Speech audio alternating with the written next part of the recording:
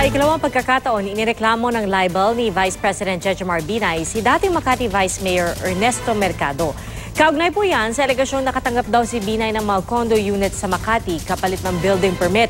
Saksi si Ivan Mayrina.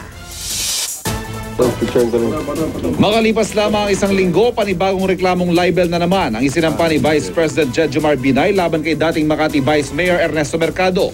At hindi pa raw ito ang huli. Dahil sa bawat kasinungalingan na sinabi niya laban kay Vice President, may kaukulang libel case kaming ipapile.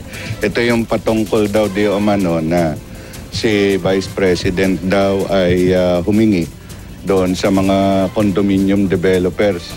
Weekly kayo nagsasampa ng kaso? Hindi nyo sinabay-sabay? Sobra na eh.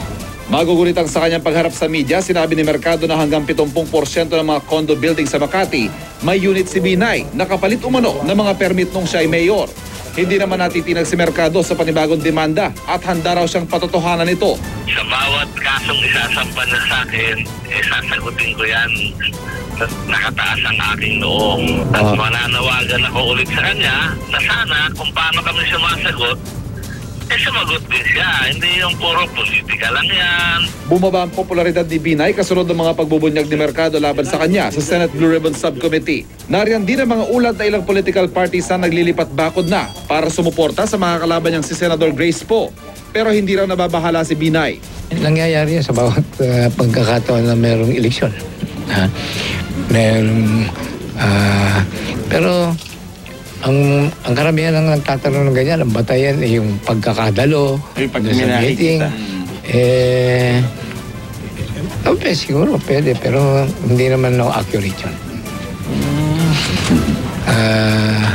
Well, anyway. So, ganun yun. Lalo na yung mga iba nga dyan, sumusumpa pa.